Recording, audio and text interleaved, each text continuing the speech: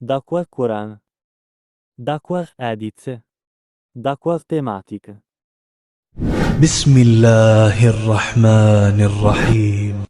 Yang perlu diketahui dalam masalah alam barzah adalah semua orang yang punya dosa, dan tidak sempat bertaubat di dunia, maka sudah cukup mendatangkan azab kubur padanya.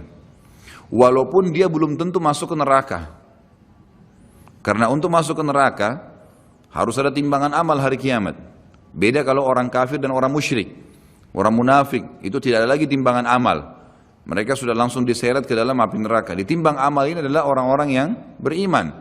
Orang yang beriman kepada Allah tapi masih punya dosa, maka ditimbanglah amalnya. Melalui timbangan inilah nanti dilihat, kalau amal baiknya lebih banyak, maka dia masuk ke dalam surga. Kalaupun amal buruknya lebih banyak, masih dilihat lagi apakah Allah masih mau memaafkan dia, atau misalnya dia masih bisa mendapatkan syafaat saudara-saudaranya, kerabatnya, orang yang kenal dia, atau Rasulullah SAW sendiri, bisa saja. Jadi dia bisa saja selamat ke surga. Jadi untuk masuk ke neraka itu ada proses, tapi azab kubur nggak ada prosesnya. Siapapun meninggal punya dosa, teman-teman sekalian, hati-hati. Sekecil apapun dosa itu sudah cukup mendatangkan siksa kubur. Walaupun belum tentu dia masuk ke dalam api neraka. Jadi jangan dianggap remeh. Makanya kisah yang masyhur berhubungan dengan masalah ini adalah kisah Utsman bin Affan radhiyallahu anhu yang pernah menziarahi kuburan lalu terisak-isak menangis seperti anak kecil. Lalu beberapa teman-temannya di zaman khilafah beliau berkata, "Wahai Amir Mu'minin, kenapa Anda menangis melihat kuburan? Padahal Nabi SAW sudah menjamin buat Anda surga. Dan Anda ini siapa?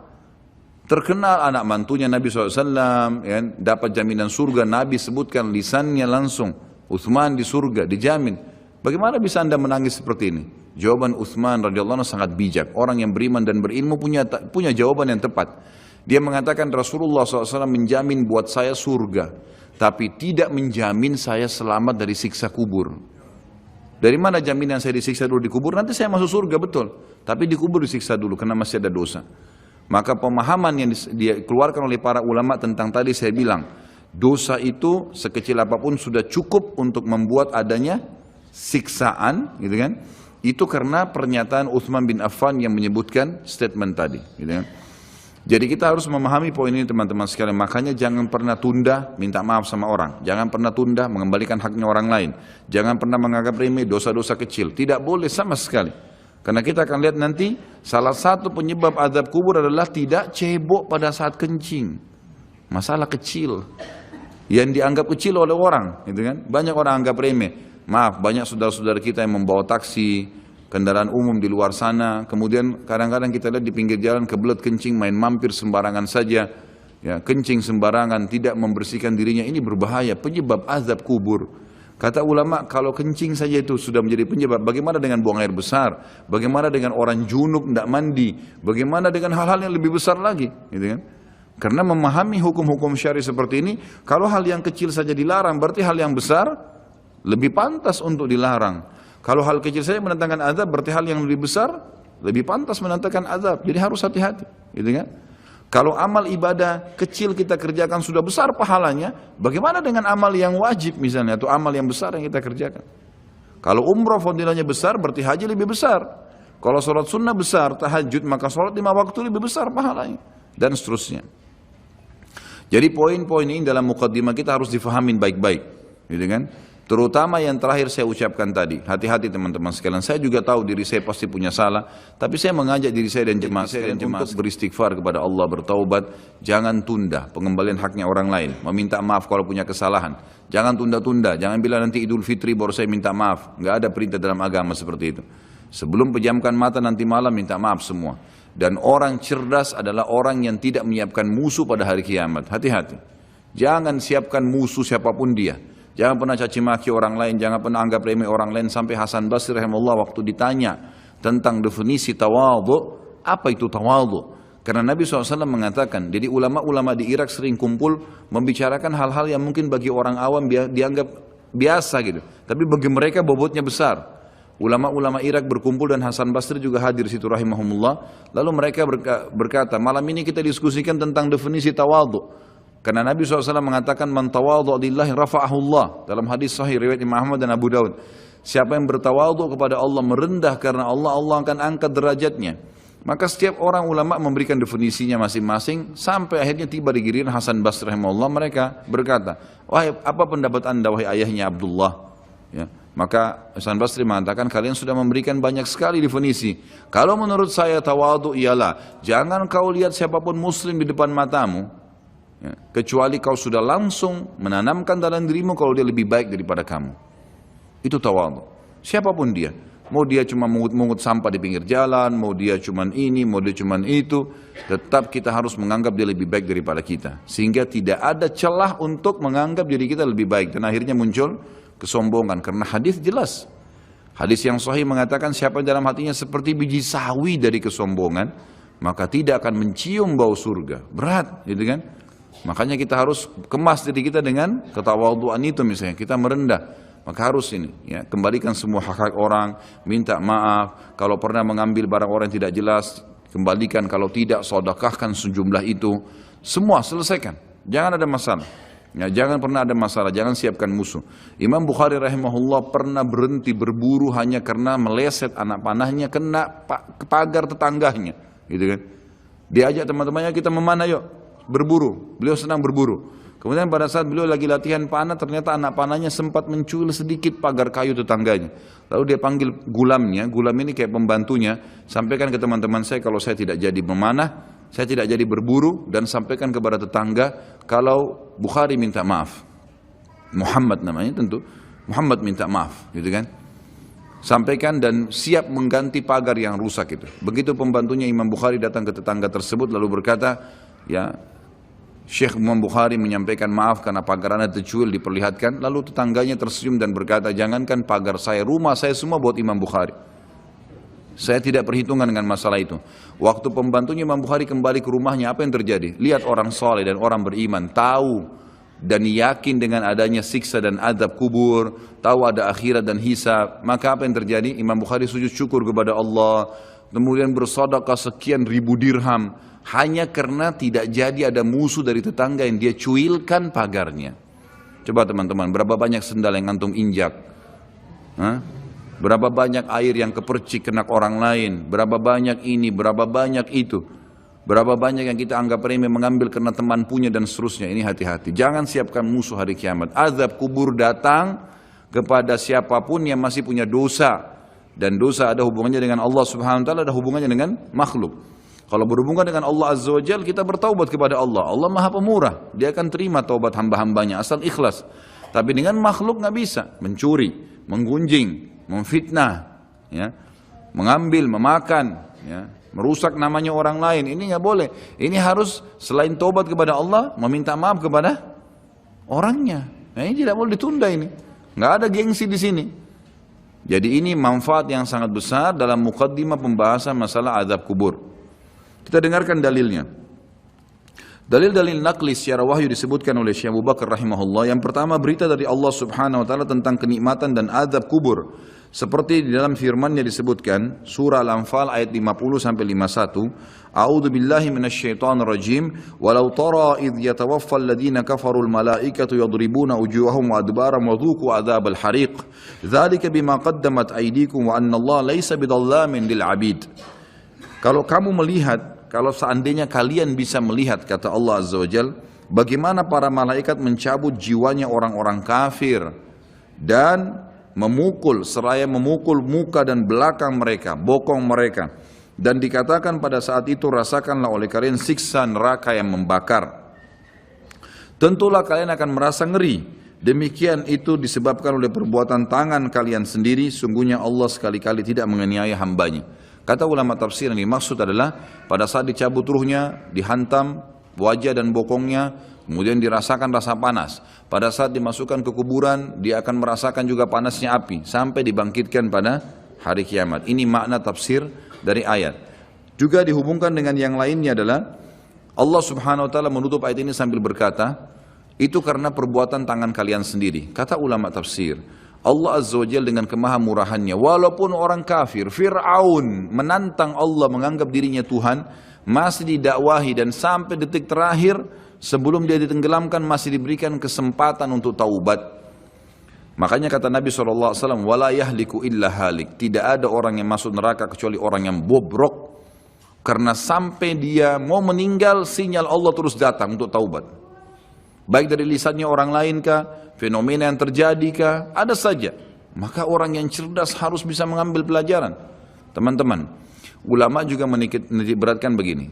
Setiap azab Allah akan datang yang besar, Allah selalu datangkan azab yang kecil sebagai peringatan. Sebelum seseorang itu rubuh hotelnya, terbongkar aibnya karena dia berzina, akhirnya dibuka orang seluruh dunia bisa melihat. Maka pada saat pertama dia mau berzina, Allah subhanahu wa ta'ala tanamkan rasa takut dalam dirinya, khawatir ketahuan. Tangkap tak sinyal itu? Enggak, tetap ngotot jalan. Baik, setelah itu Allah subhanahu wa ta'ala buat pasangannya telepon.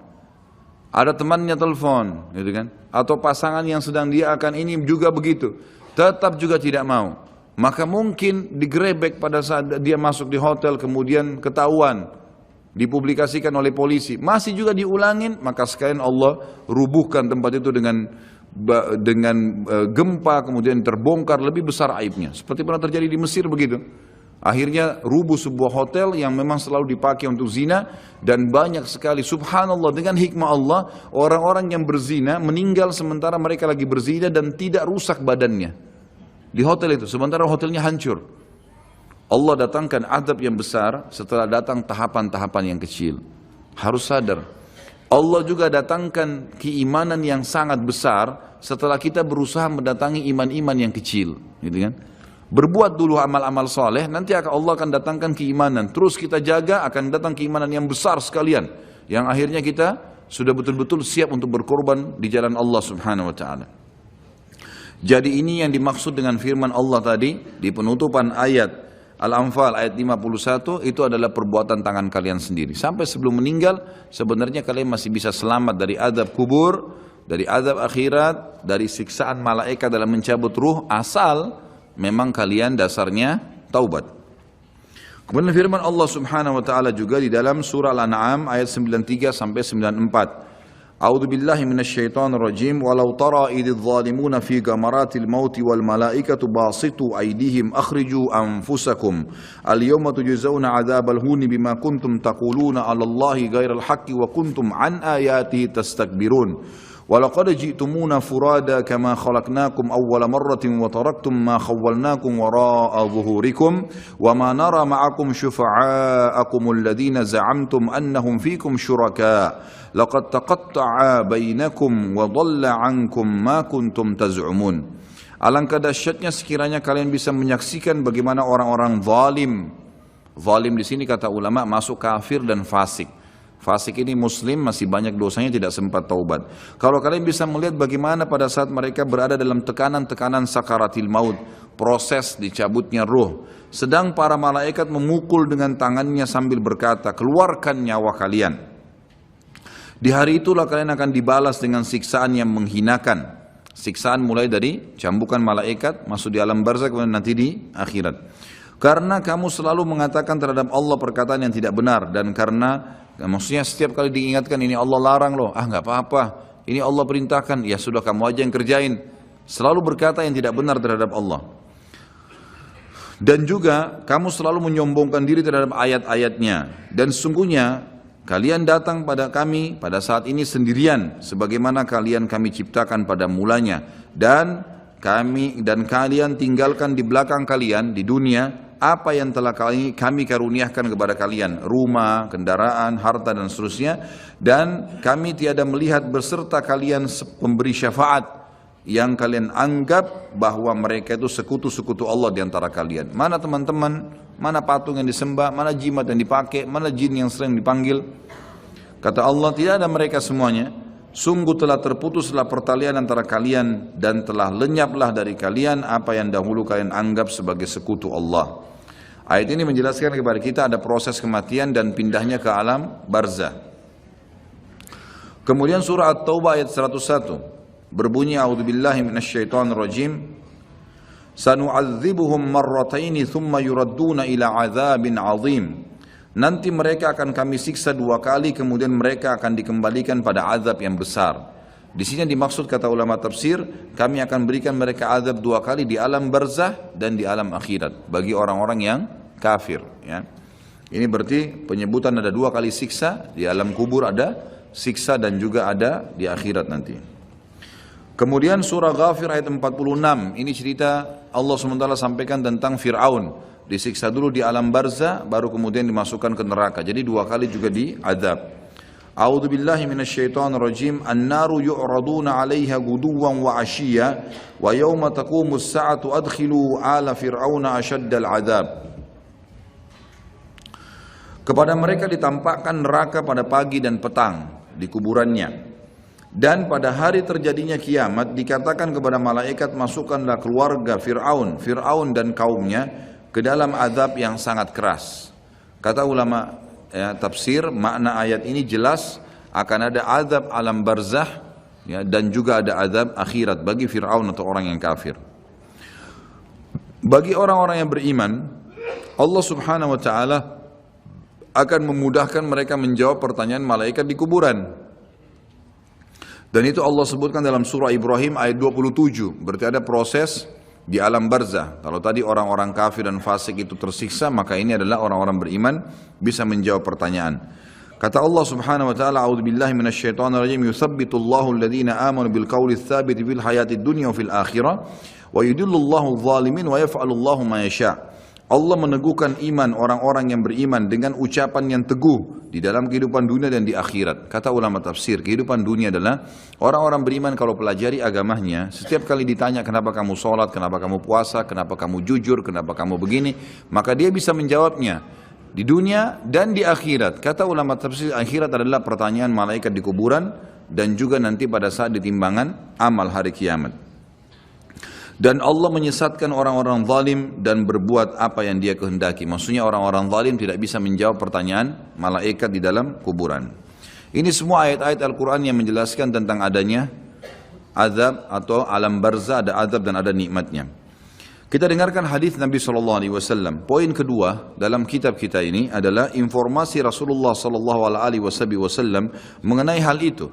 Seperti dalam sabdahnya, innal abda idza wudi'a fi qabrihi wa tawalla anhu ashabu wa innahu la yasma'u qara'ani 'alihim atahu malakani fayaq'idani fayaqulani lahu ma kunta taqulu fi hadha ar-rajul li Muhammadin sallallahu alaihi wasallam fa amma al-mu'minu fayaqul ashhadu annahu abdullahi wa rasuluhu fayuqalu lahu unzur ila maq'adika minan nari qad ab'adaka Allahu bihi maq'adan qad abdalaka Allahu bihi maq'adan minal jannati fayarahuma jami'a. وأما المنافق أو الكافر فيقولان له ما كنت تقول في هذا الرجل فيقول لا أدري كنت أقول ما يقول الناس فيقال له لا دريت ولا تليت ويضرب بمطارق من حديد ضربة فيصيح صيحة يسمعها من يليه من غير الثقلين.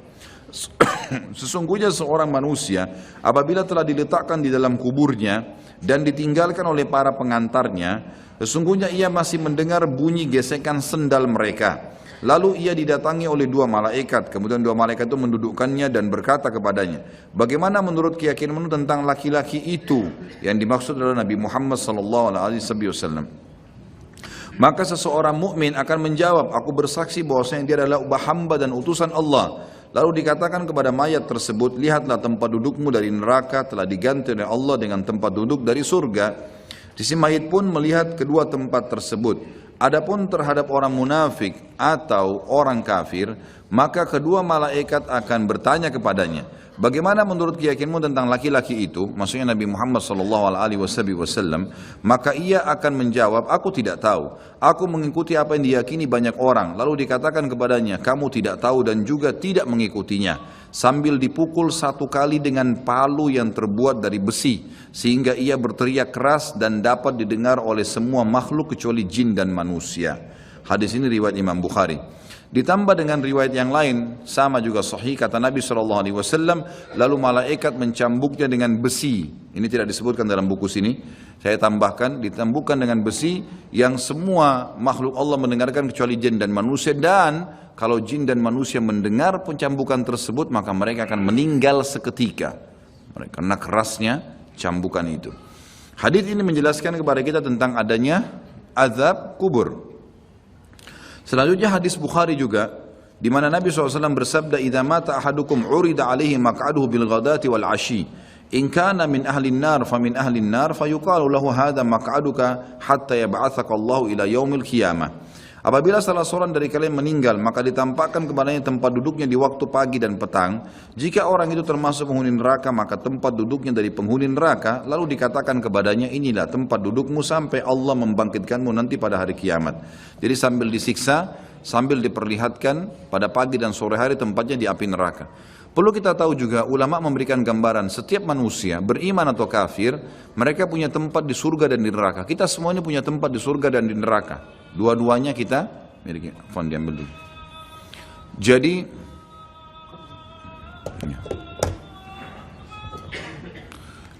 Jadi kita semua ini punya tempat di surga dan di neraka. Punya tempat di surga dan di neraka. Kalau seseorang mukmin meninggal dunia, maka tempatnya di surga ditempati oleh dia dan tempat di neraka diberikan kepada orang kafir. Kalau dia meninggal dalam keadaan kafir, atau dia munafik, atau dia musyrik, kekal di api neraka, maka dia akan mendapatkan tempatnya di neraka dan tempat yang di surga diberikan kepada orang-orang yang beriman. Karena hadis ini menjelaskan kepada kita, tempatnya diberikan yang di neraka misalnya, tempatnya diberikan yang di surga, gitu kan, diberikan, maka diberikan kepada dia tempat yang layak dia dapatkan. Kalau dia beriman tapi masih punya dosa, layak masuk neraka dulu, maka dia akan tempati tempatnya di neraka. Setelah dosanya bersih baru dia masuk ke dalam surganya. Seperti itu memahami makna daripada hadis tadi.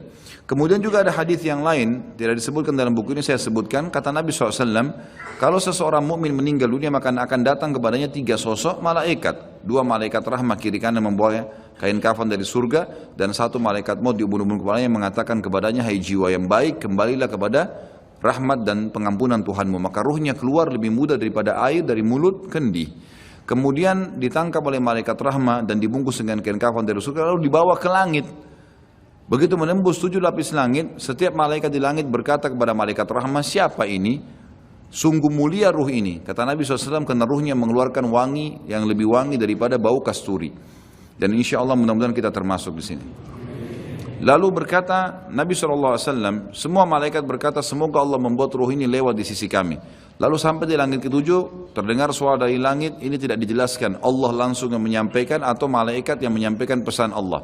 Maka dikatakan, catatkan hambaku ini termasuk penghuni surga, kembalikan dari dunia, di sana saya ciptakan, di sana pula saya akan bangkitkan.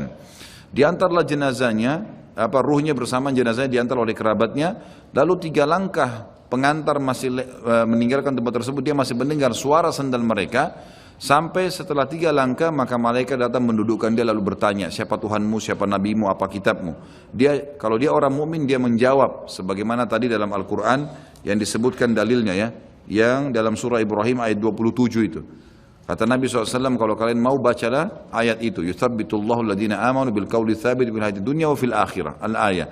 Allah akan tetapkan di lisan orang-orang beriman untuk menjawab pertanyaan di dunia dan juga di akhirat. Akhirat termasuk alam barzah. Maka dia jawab, Tuhanku Allah, Nabiku Muhammad, kitabku Al-Quran. Setelah itu dibukakan baginya pintu neraka. Dia ketakutan melihat azab, siksaan, orang teriak, api yang berkobar-kobar, luar biasa. Sebagaimana juga nanti akan kita bahas kalau membahas masalah neraka. Neraka itu nanti akan penuh, ya, akan penuh tergenang dengan nanah dan darah penghuni neraka. Dan akan menjadi minuman dan makanan penghuni neraka itu sendiri. Na'udzubillah. Maka dia ketakutan, lalu kata malaikat, lihatlah dari apa Allah selamatkan dirimu. Dulu kau bisa masuk sini, tapi karena kau patuh, kau beriman, beramal soleh, kau selamat. Ditutup, dibuka pintu surga, dayang-dayang, permadani, istana, buah-buahan.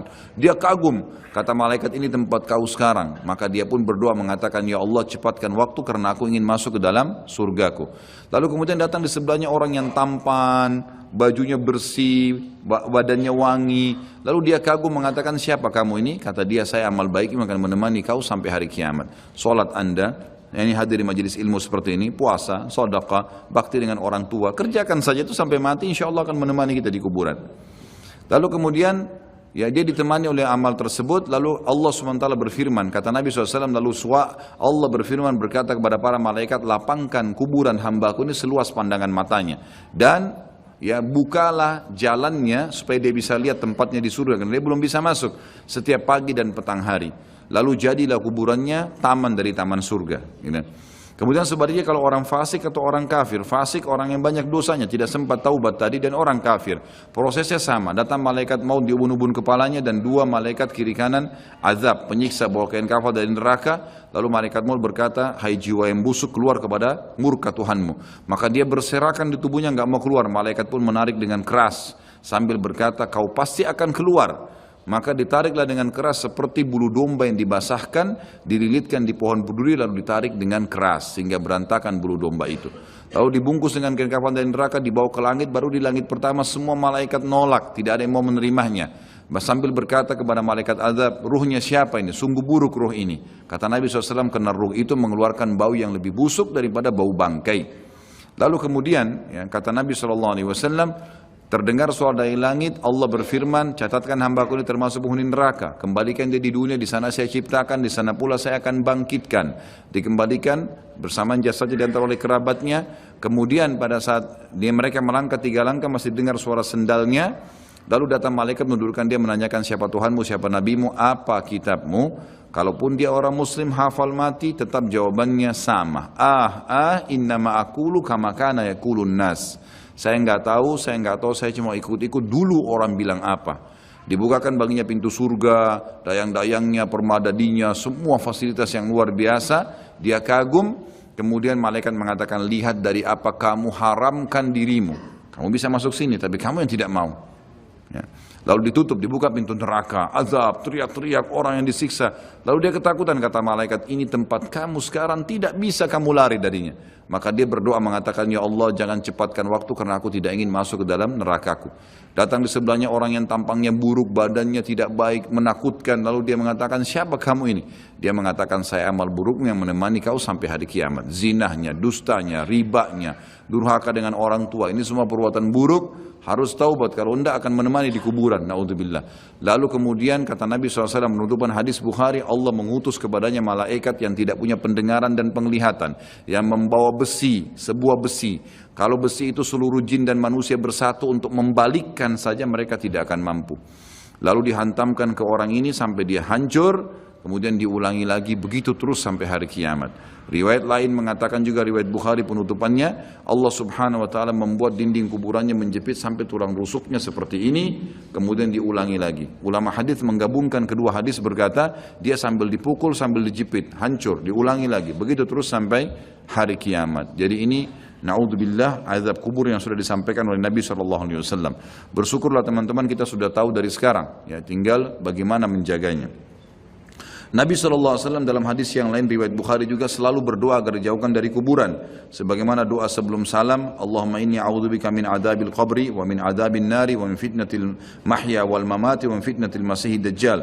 Ya Allah, sungguhnya aku berlindung kepadamu dari adab kubur, dari adab neraka, dari cobaan fitnah kehidupan dan kematian, serta dari fitnah masihid dajjal.